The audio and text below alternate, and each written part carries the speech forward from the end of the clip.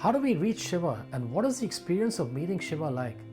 Well, this secret is given in the Shiva Sutras, one of the most important texts of Kashmir Shaivism. Kashmir Shaivism is a beautiful form of yoga and tantra, and it's a very, very important part of Hinduism.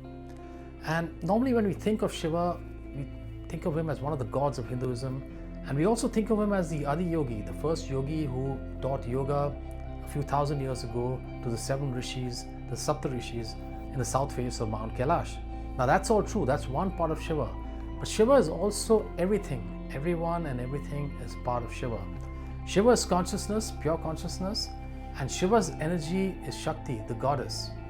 So how do we reach Shiva?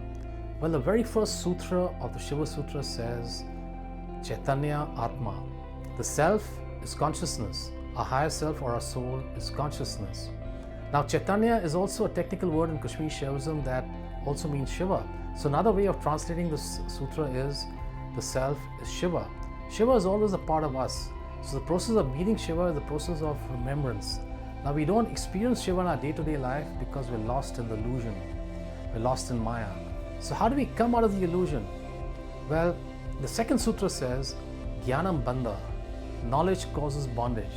Now this may surprise some of you. Normally you feel ignorance causes bondage. How can knowledge cause bondage? Knowledge is supposed to liberate us.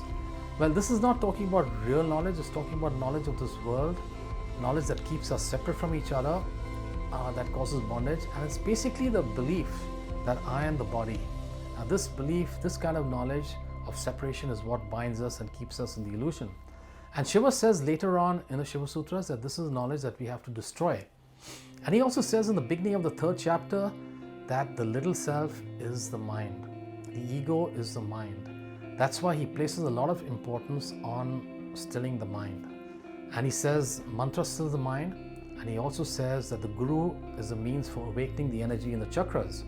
Now we have dormant energy in us which is called Kundalini, and it's normally depicted as a snake that's coiled 3.5 times, and it's lying dormant in our base chakra, Muladhara chakra. Now through our spiritual practices that are normally given to us by a guru, when we awaken this energy and this energy starts rising up through our spine, through our various chakras, we start becoming more and more conscious, more and more aware. And when it reaches the top chakra, Sahasrara chakra, that's when we are fully liberated and we meet Shiva. One of the other most important aspects of liberation, Shiva says, is our desire for spiritual wisdom. It's our desire for liberation that causes it. The greater the desire, the faster we are liberated. Now, what is the experience of meeting Shiva like? Do we meet Shiva? Do we embrace Shiva and then become one with Shiva? No. Union with Shiva is not a meeting of two. It's a meeting of one. When the ego disappears, the state of God appears, or the state of Shiva appears in us.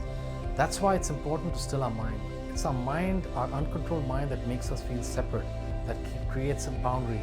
It makes us feel that we're different from others, we're separate from others. But when we still our mind, our sense of separateness, our sense of being separate from everybody else disappears. That's when the state of Shiva appears in us.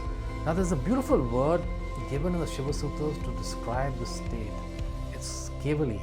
Kevali means one, alone, only. That means in the liberated state, there's only one and there's nothing else. There's only Shiva. So liberation is not of the individual. It's from the individual. When our ego disappears, that's when we experience our eternal oneness with Shiva.